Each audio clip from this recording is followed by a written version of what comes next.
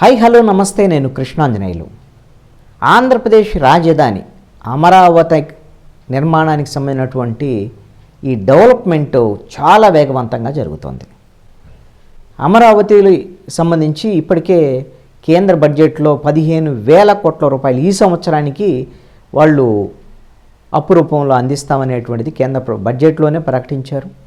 ఆ తర్వాత వెంటనే జంగిల్ క్లియరెన్స్కు సంబంధించి ముందు ప్రధానంగా అమరావతి రాజధానిలో మొత్తం బీడుగా మారిపోయినటువంటి పరిస్థితుల్లో మొత్తం జంగిల్ క్లియరెన్స్కు సంబంధించినటువంటి నిర్ణయం చేసేసారు. కాంట్రాక్ట్ను కూడా పిలిచేశారు. ఎన్సీసీ కంపెనీ కాంట్రాక్ట్ కూడా తీసుకుంది. 30,000 కోట్ల రూపాయలు, 30.9 వేల కోట్ల రూపాయలకి కాంట్రాక్ట్కి తీసుకొని జంగిల్ క్లియరెన్స్కి వాళ్ళు కార్యక్రమం కూడా మొదలు పెట్టేశారు. అయితే ఇక్కడ కీలకమైనటువంటిది రైతులకు సంబంధించి ఎవరైతే 29,500 మంది రైతులు ఉన్నారో, 33,000 ఎకరాల భూములు ఇచ్చారో వాళ్ళందరికీ రిటర్నబుల్ ప్లాట్స్ అందించాలి. ఈ విషయం కూడా త్వరితగతిన ఈ రిటర్నబుల్ ప్లాట్స్ అందించడం కోసం సిఆర్డీఏ చర్యలు చేపట్టింది. సిఆర్డీఏ నిన్న కీలకమైనటువంటి సమావేశం నిర్వహించి CRDA additional commissioner Surya Sai Praveen Chand మొత్తం అధికారులకు సిఐడిఏ అధికారులందరికీ ఆదేశాలు జారీ చేశారు. 100 రోజుల్లో ఎవరికైతే ఇంకా పెండింగ్ ఉన్నాయో రిటర్నబుల్ ప్లాట్స్ వాళ్ళకు వెంటనే 100 రోజుల లోపులో రిజిస్ట్రేషన్లు కంప్లీట్ చేయాలి అనేటువంటిది. రైతులకి, అదేవిధంగా రైతులకు సంబంధించినటువంటి వారసులకి ఎవరైతే ఉన్నారో వాళ్ళకి ఉచితంగా రిజిస్ట్రేషన్ చేసేటువంటి ప్రక్రియ 100 రోజుల్లో పూర్తి చేయబోతున్నారు. మొత్తము భూములు ఇచ్చినటువంటి రైతులకి 65,000 ప్లాట్లు రిజిస్ట్రేషన్ చేయాలి. దీని 2019 తెలుగుదేశం ప్రభుత్వం ముగిసే నాటికే 43,000 ప్లాట్లు రిజిస్ట్రేషన్లు పూర్తయ్యాయి. అప్పుడు మిగిలినవి ఇంకొక 22,000 ప్లాట్లు ఇప్పుడు ఈ 100 రోజుల్లో పూర్తి చేయబోతున్నారు. పూర్తిగా ఇది ఉచితము. అదేవిధంగా రైతులకు సంబంధించినటువంటి విషయంలో ఈ ప్లాట్లకి ఈ మొత్తం రిజిస్ట్రేషన్లు చేసిన తర్వాత వీళ్ళకి కావలసినటువంటి మౌలిక వసతులు, ప్లాట్లకు సంబంధించినటువంటి మౌలిక వసతులు కల్పించి వాళ్ళకి ప్లాట్లు అందించిన తర్వాత మౌలిక వసతులు కల్పించాలి. ఈ ప్లాట్లకు సంబంధించినటువంటి విషయంలో గతంలో నిర్ణయించిన ప్రకారంగా ఈ భూ సమీకరణకు సంబంధించినటువంటి విషయంలో భూములు ఇచ్చినటువంటి వాళ్ళకి 1 ఎకరా భూమి ఇచ్చినటువంటి వాళ్ళకి, మెట్ట భూమి ఇచ్చినటువంటి వాళ్ళకి 1000 గజాలు రెసిడెన్షియల్ ప్లాటు, 250 గజాలు కమర్షియల్ ప్లాట్ ఇస్తారు. అదేవిధంగా జరీబ్ భూమి అనుకోండి, 1000 గజాలు రెసిడెన్షియల్ ప్లాటు, 450 గజాలు కమర్షియల్ ప్లాటు అందిస్తారు. అదేవిధంగా అసైన్డ్ రైతులకు సంబంధించినటువంటి విషయంలో 800 గజాలు రెసిడెన్షియల్ ప్లాటు, 100 గజాలు కమర్షియల్ ప్లాట్ని అందించడం అనేది జరుగుతుంది.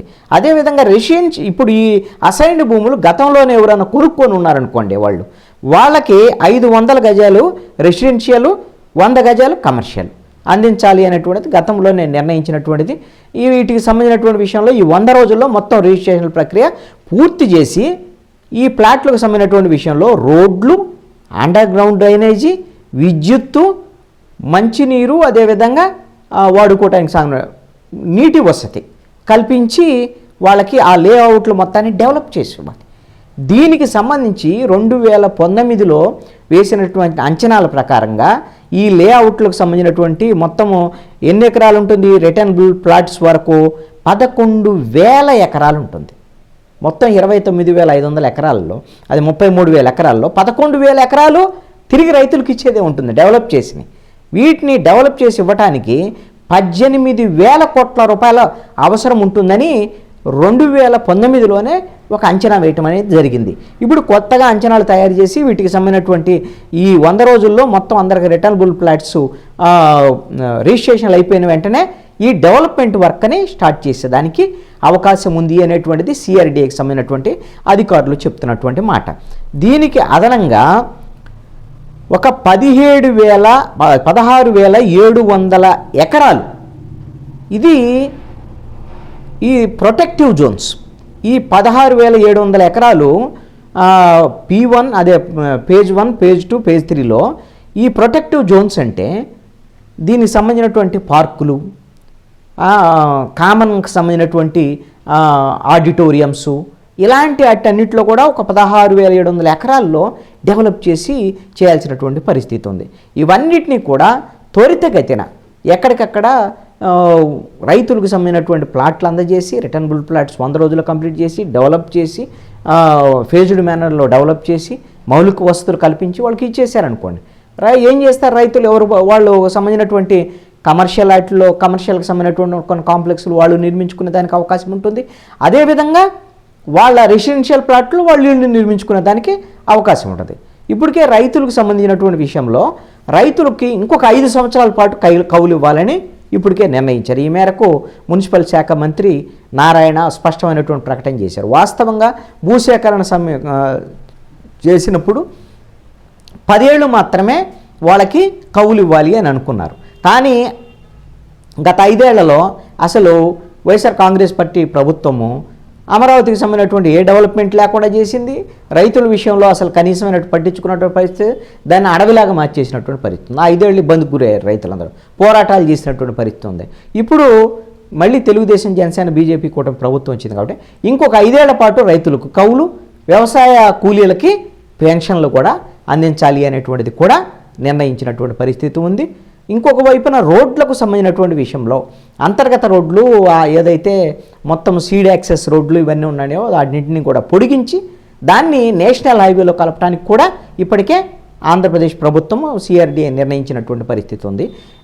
ఎయిమ్స్కి ముందు వైపున ఒక రోడ్డు, ఎయిమ్స్కి వెనక వైపున ఒక రోడ్డు, తాడేపల్లి మంగళగిరి మధ్యలో వస్తాయి. ఇవి నేషనల్ హైవేలోకి కోల్కతా మద్రాసు హైవేలోకి కలపబోతున్నారు అమరావతికి సంబంధించినటువంటి సీడ్ యాక్సెస్ రోడ్లని. ఈ విధంగా అమరావతి డెవలప్మెంట్ విషయంలో పక్కా ప్రణాళికతో ఆంధ్రప్రదేశ్ ప్రభుత్వం, ముఖ్యమంత్రి చంద్రబాబు నాయుడు ప్రధానంగా ఆయన మానస పుత్రిక అమరావతి రాజధానికి సంబంధించినటువంటి ఇక్కడ ప్రధానంగా అమరావతి, పోలవరానికి సంబంధించినటువంటి విషయంలో కేంద్ర ప్రభుత్వం కూడా పూర్తి సహకారం అందిస్తుంది. కాబట్టి అమరావతి నిర్మాణం ఇక వేగవంతం అవుతుంది అనటంలో ఎటువంటి సందేహం లేదు.